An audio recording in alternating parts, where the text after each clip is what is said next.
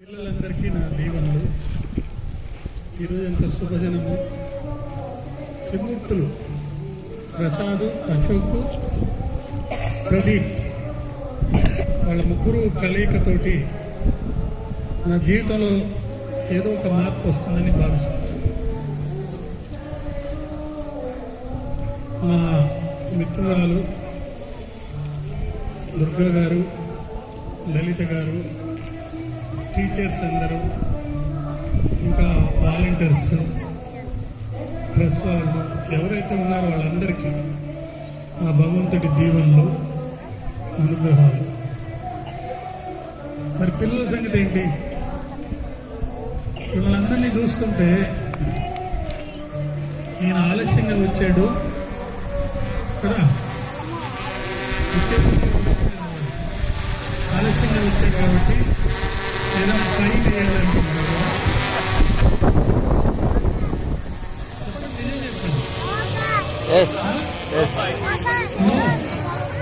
మరి తప్పు చేస్తే టీచర్ మిమ్మల్ని ఏం చేస్తుంది? మరి నన్ను కూడా కొట్టాలి కదా. ఎందుకని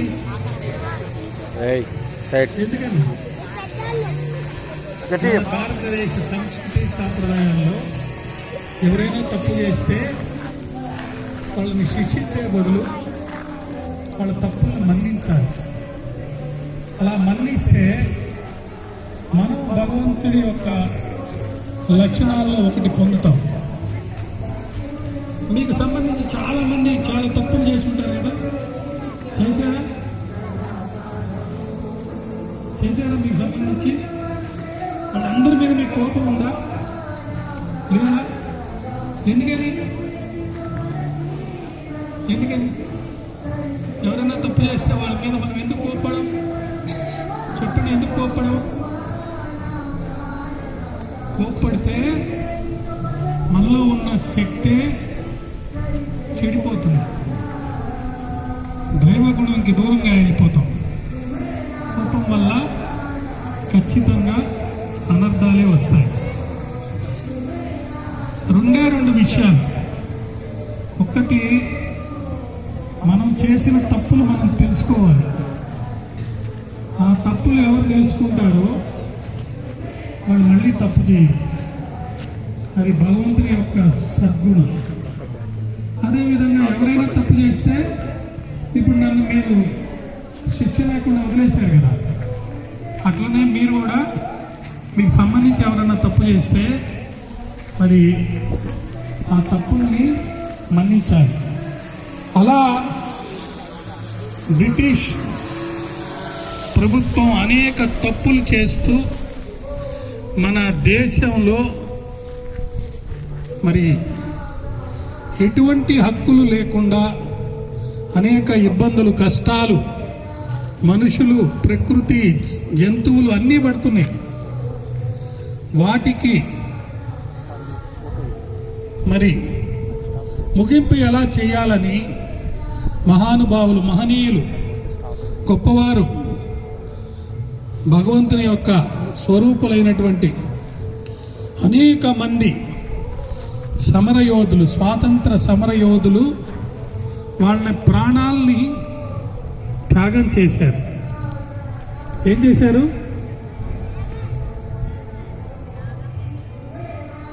నాకు ఎవరు నేను చెప్పేది వినటం లేదు తెలిసిపోద్ది. నాకు నా దగ్గర ఒక టెక్నిక్ ఉంది. మీరు ఎవరు వినకపోతే, అది ఎవరు వినలేదు వాళ్ళ పేరు, అడ్రస్ కూడా నా దగ్గరికి వచ్చేస్తుంది. ఎవరు వింటున్నారో అది కూడా తెలిసిపోతుంది. నేను 3-4 నిమిషాల కంటే ఎక్కువసేపు మాట్లాడను. తర్వాత మీరు అడిగితే ఇంకో నిమిషం మాట్లాడతాను. ఎందుకట్లా 3-4 నిమిషాలు, 1 నిమిషం, 1 సెకండ్ అంటున్నాను చెప్పండి? ప్రతి సెకను విలువైంది. సెకను పోతే మళ్ళీ రాదు.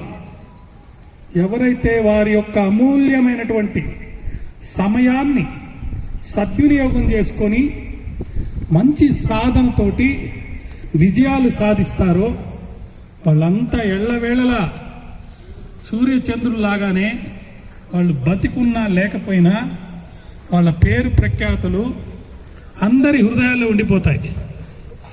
నేను చాలా పాటలు రాశాను. స్వాతంత్రానికి సంబంధించి రాసిన ఒక పాటలో 20 ఏళ్ల క్రితము ఒక మాట రాశాను. మహనీయులు ప్రాణాలను సైతం త్యాగం చేసిన వారు కదే, పొందిన స్వాతంత్ర ఫలం మనకందకపోవుట ఏమిటదే. వాళ్ళందరూ కూడా ప్రాణాలని సైతం త్యాగం చేసి మనకు స్వాతంత్రాన్ని ఏర్పాటు చేస్తే, మరి ఆ స్వాతంత్రాన్ని మనం అనుభవించకుండా నల్ల దొరలు మనల్ని చాలా ఇబ్బంది పెట్టేస్తున్నారు. వాళ్ళు ఎవరో కాదు, మనలోనే ఉంటారు. మన దేశానికి మనకు వాళ్ళు వెన్నుపోటు పోస్తుంటారు. అలాంటి వాళ్ళని మార్చాలి. అలా మార్చాలంటే ఇలా మహనీయులు ఎవరైతే వాళ్ళు త్యాగం చేసి వాళ్ళ జీవితాలని సైతం ప్రాణాలని సైతం ఇతరుల కోసం సమర్పించారో వాళ్ళని గుర్తుపెట్టుకోవాలి. వాళ్ళని మన యొక్క నాయకులుగా భావించి వాళ్ళ అడుగుదాడల్లో మనం నడవాలి. అలా నడవాలంటే ఏం చేయాలి? మనకు లక్ష్యం ఉండాలి. వాళ్ళందరికీ అప్పుడు లక్ష్యం ఉండింది. మహోన్నతమైనటువంటి విలువైన కలిగినటువంటి లక్ష్యాలతోటి అడుగు అడుగు వేసి మనకు మరి ఈరోజు మనం ఏ హక్కులైతే మనకున్నాయి అని చెప్పి అనుభవించడానికి మనం ముందే అడిగేస్తున్నామో అవన్నీ కూడా ఆ మహనీయులు ప్రసాదించినటువంటి ఒక మంచి భావనతోటి మనకు ఆ భగవంతుడు ప్రసాదించినటువంటి వరాలు. మరి మనం కూడా అందరికీ ఏదో ఒకటి చేయాలి కదా. ఇప్పుడు మీకు మంచినీళ్ళు ఇస్తే తాగుతారా? నేను మీకోసం జెండాలు తెచ్చాను. ఏ జెండాలు చాలా తెచ్చాను, ఎక్కడో అయిపోయినాయి. మొత్తం ఇచ్చేసి అవి కూడా తీసి ఇవి మొత్తం మీకే ఇస్తాను. కానీ జెండాలు తక్కువ ఉన్నాయి, పిల్లలు ఎక్కువ మంది ఉన్నారు. ఎవరు ఈరోజు ఒక స్థిర నిర్ణయం తీసుకోవాలి. ఒక నిర్ణయం తీసుకున్నాం అందరం. ఈరోజు తారీఖు ఎంత? నాకేం వినపడలేదు, సరిగా వినపడలేదు. చప్పట్లు కొడుతూ చెప్పాలి. Very good. వెనక ఒక అబ్బాయి అసలు ఇక్కడున్నాడో ఎక్కడున్నాడో అర్థం కాలే నాకు. ఓకే, రెడీనా? ఒక నిర్ణయం తీసుకున్నావా? చాలా చిన్న నిర్ణయం. స్వీట్ తింటే ఏమవుతుంది? స్వీట్ తింటే పోనీ మీకు ఏం చేస్తే ఆనందం? ఆడుకుంటే ఆనందం. Very good. నాకు పాడుకుంటే ఆనందం, ఇంకొక ఆయనకి తిడితే ఆనందం. సరే, ఏదైనా సరే మనకు నిర్ణయం తీసుకుందాం ఈరోజు. ఆ మహనీయులు స్వాతంత్రాన్ని మనకు సముపార్జించి ఇచ్చి మిమ్మల్ని మీరు ప్రజాస్వామ్యయుతంగా పరిపాలించుకోమని రాజ్యాంగం రాసి రాజ్యాంగంలో హక్కుల్ని బాధ్యతల్ని అన్నీ మనకి ఇచ్చారు. ఇవన్నీ దేనికోసం? అందరూ ఆనందంగా ఈ ప్రకృతి విధిలో బిడ్డల్లాగా హాయిగా బ్రతికేదానికి, ఆనందంగా బతికేదానికి, ప్రేమ అనురాగాలతోటి సమతా మమత మానవతా భావాలతోటి బతికేదానికి. మరి మీరందరూ అలా బతకడానికి ఇష్టమేనా? హాయిగా ఉంటాం ఇష్టమేనా? ఆనందంగా ఉంటా ఇష్టమేనా? Okay, done. హాయిగా ఉంటాం ఇష్టమే. సో డెసిషన్ తీసుకున్నాం ఈ రోజు నుంచి హాయిగా ఉండాలి. లేదు కదా? సో ఒక నిర్ణయం తీసుకుందాం. ఎల్లవేళలా ఎల్లప్పుడూ ఎవరు మనకు తోడు ఉన్నా లేకపోయినా, ఎవరు ఇబ్బందులు పెట్టినా, ఎవరు కష్టాలు పెట్టినా, మన నిర్ణయం మనము ఆనందంగా హాయిగా ఉండాలి. ఇతరులు కూడా ఆనందంగా హాయిగా ఉంచాలి. అలా తీసుకుందాం నిర్ణయం. దీనిలో సింపుల్. మనం హ్యాపీగా ఉండాలి, ఇతరుల్ని హ్యాపీగా పెట్టాలి. అది ఎలా పెట్టచ్చు? నాకు ఇలా మీ అందరికీ ఈ జెండాలు ఇచ్చేస్తే చాలా హ్యాపీ. మరి ఇచ్చేయమంటారా? తీసుకుంటారా? మరి తీసుకున్న వాళ్ళంతా హ్యాపీగా ఉండాలి. ఈ రోజు నుంచి ఉంటారా? అందరినీ హ్యాపీగా పెడతారా? ఇలా నేను హ్యాపీగా ఉంటూ ఇతరుని హ్యాపీగా పెట్టాలంటే ఇక్కడ ఒక నిర్ణయం తీసుకోవాలి. ఆ నిర్ణయం ఎలా ఉండాలంటే మన మనసుని ఒప్పించాలి. నువ్వు ఇష్టపడి చదివితే బ్రహ్మాండంగా చదువుకుంటావు. కష్టపడి చదివితే ఎంత చదివినా రాదు. నేను ఇష్టపడకపోయినా, కష్టపడకపోయినా, చదివినా చదవకపోయినా అన్ని పరీక్షలు పాస్ అయిపోయాను. జడ్జి ఉద్యోగం వచ్చేసింది, జడ్జిగా చేశాను, ఇప్పుడు వకీల్గా చేస్తున్నాను. ఏమి చేయకపోయినా నేను ఎందుకు అలా ఉండగలిగాను? అనుగ్రహం, ఆ భగవంతుని అనుగ్రహం. ఆ భగవంతుని అనుగ్రహం మీకు పొందాలంటే మీ చేతిలోనే ఉంది. నిర్ణయం తీసుకున్నారు కదా, తీసుకున్నారా లేదా? ఏంటి మన నిర్ణయం? మనం హాయిగా ఉండాలి, ఇతరులు హాయిగా పెట్టాలి. మరి దీన్ని ఎలా అమలుపరచాలి? మనసుకు చెప్పుకోవాలి. ఎలా చెప్పుకోవాలి? మార్చుకోవాలి. ఎలా మార్చుకోవాలి? చిరునవ్వుతోటి. ఏ పరిస్థితి వచ్చినా పెదాలపై చిరునవ్వు, ముఖంపై దరహాసం ఎప్పుడు కూడా వదలకూడదు. మన పెదాలపై చిరునవ్వు, దరహాసం అన్ని దిక్కులా మనమే విసిరేయాలి. ఏ పక్క చూసినా, ఎవరు చూసినా, ఎలా చూసినా నవ్వుతూ ఆనందంగా మనం కనపడితే, ఆ నవ్వు అన్ని దిక్కులా కనుక ఉంటే, ఆ దిక్కుల్లో ఉన్న నవ్వును చూసి మనం ఆనందపడుతుంటే, నిత్య సంతోషిగా సత్యాన్వేషంతో హాయిగా మనం బతుకుతుంటే ఆ భగవంతుడు మన దగ్గరికే పరిగెత్తుకుంటా వస్తాడు. ఎవరా నాయనా ఈవిడు ఎన్ని కష్టాలు పెట్టినా నవ్వుతూ హాయిగా ఉన్నాడే. కరోనా వచ్చిందా మీకు తెలుసా? నేను ఒక్క మందు వేసుకోలేదు, నేను ఏ డోసు వేసుకోలేదు.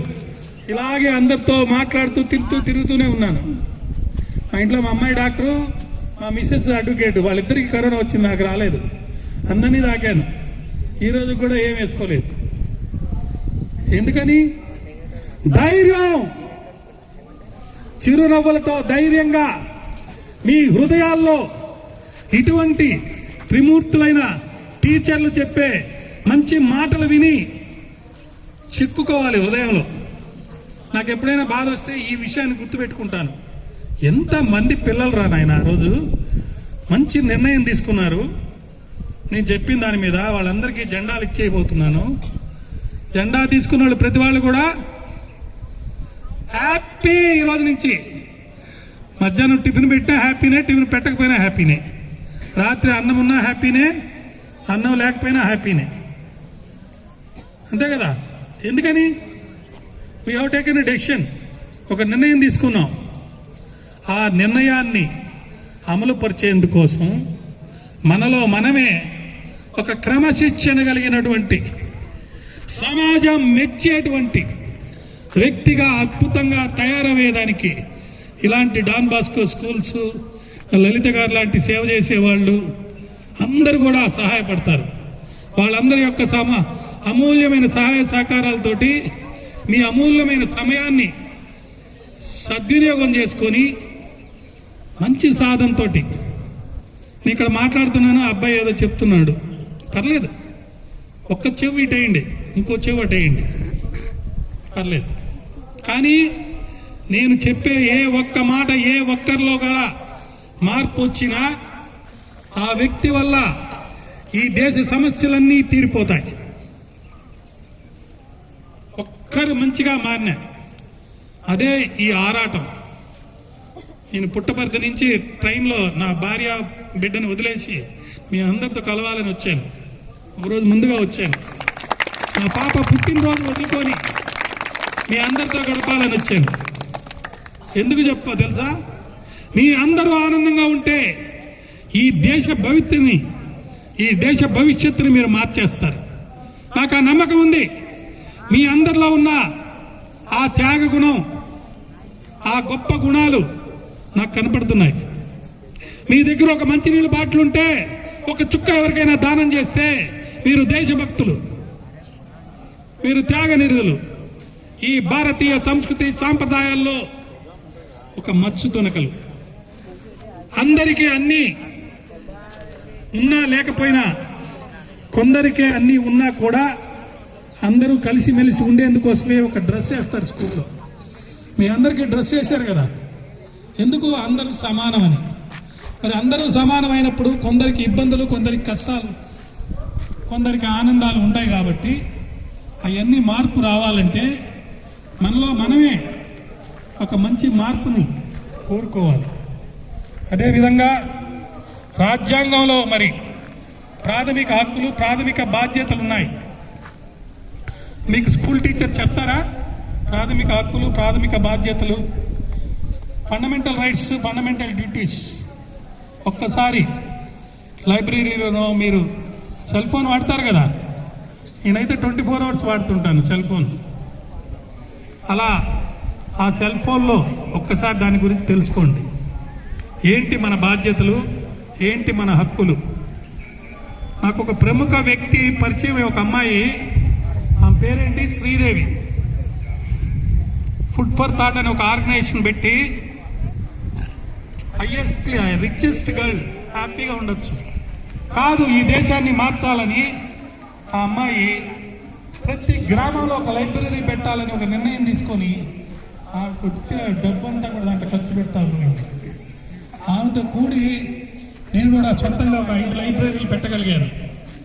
తమాషా ఏంటంటే ఆమె ఎన్నో ఊళ్ళల్లో ఎక్కడెక్కడో లైబ్రరీలు పెడితే ఆమె తెలియదు, వాళ్ళ ఊర్లో గాంధీ వచ్చి వెళ్ళిన స్కూల్లో నేను లైబ్రరీ ఏర్పాటు చేసి అక్కడికి వెళ్ళినప్పుడు ఆమె నాకు ఫోన్ చేసి చెప్పింది, ఈ స్కూల్ నాకు తెలుసండి, ఈ స్కూల్లో మా వాళ్ళు చదివారు, ఈ స్కూల్లో గాంధీ వచ్చి వెళ్ళాడు, ఈ స్కూల్లో లైబ్రరీ పెట్టలేదు, మేము పెట్టాం.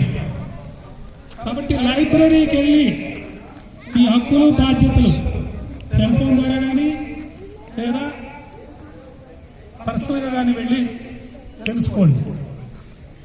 రాబోయే రోజుల్లో అనేక మార్పులు వస్తున్నాయి. చాట్ జీపీటీ పేరున్నారా? ఆర్టిఫిషియల్ ఇంటెలిజెన్స్ పేరున్నారా? ఇప్పుడు ఏ తరం నడుస్తుంది? ఆర్టిఫిషియల్ ఇంటెలిజెన్స్ లో ఏ తరం నడుస్తుంది? చాట్ జీపీటీ 5 నిన్నగాక మొన్న ఎంటర్ అయింది. ఆ చాట్ జీపీటీ 5 ఏం చేస్తుందంటే నాలాగే కావాలంటే ఒక 100 మంది మీ చుట్టూ నిలబెడుతుంది, తేడా కనపడదు. నేను మాట్లాడిన దానికంటే అవి బాగా మాట్లాడతాయి. అలాంటి మాయా ప్రపంచంలోకి మనం ఎంటర్ కాబోతున్నాం.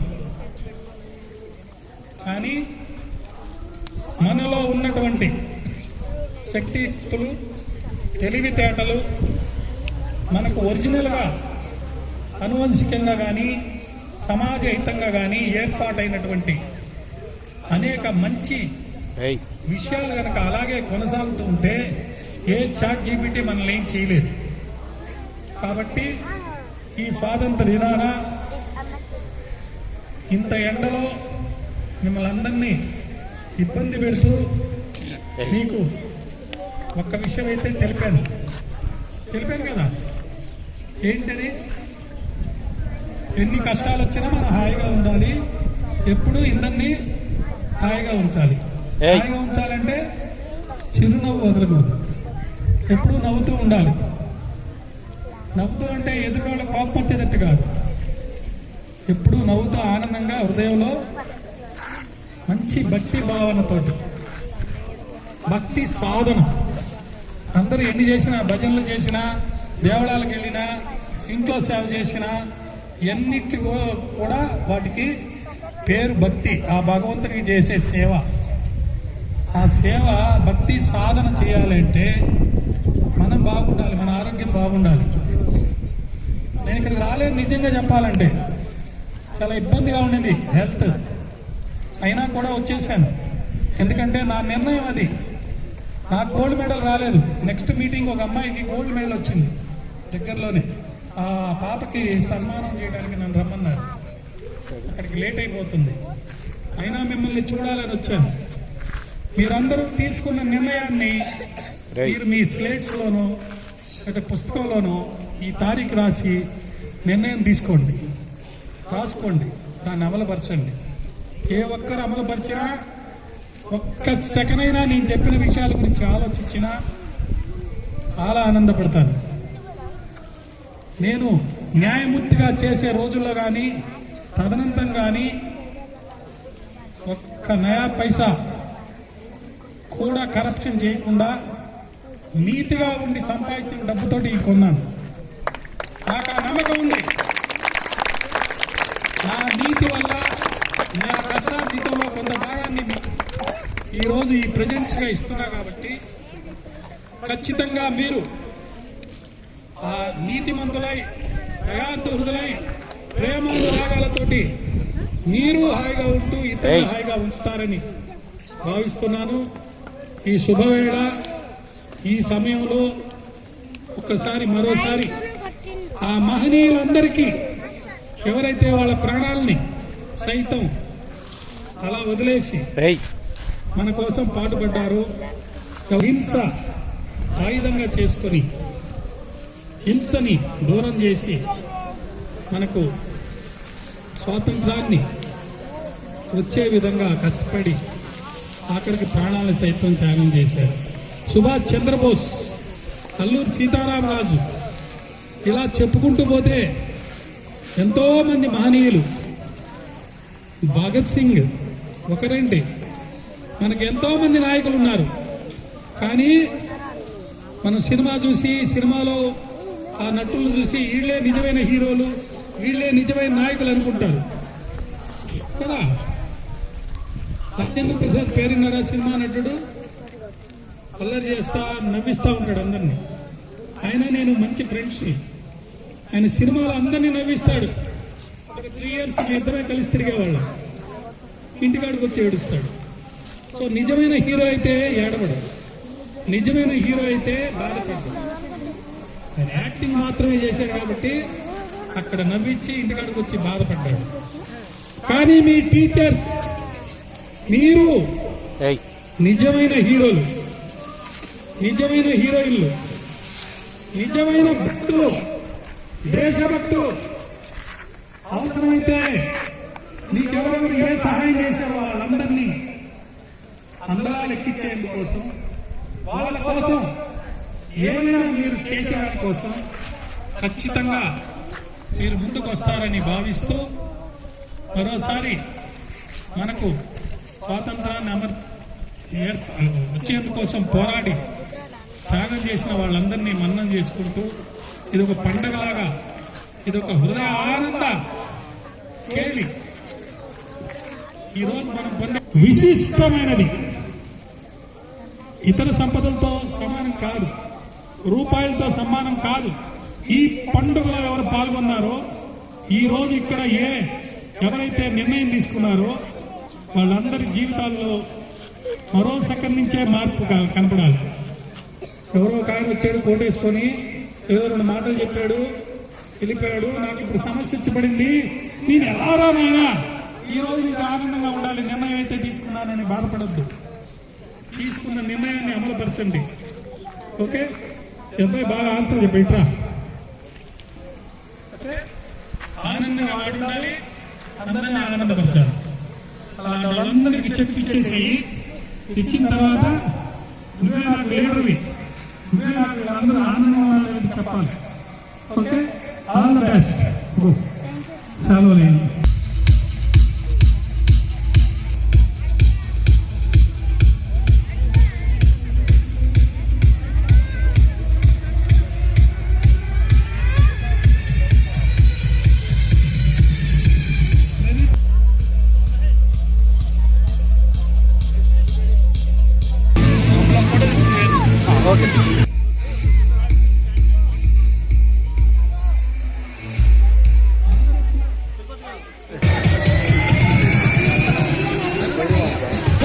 स्वप्न अट्ला निल्चो, अट्ला निल्चो, కూర్చోరా.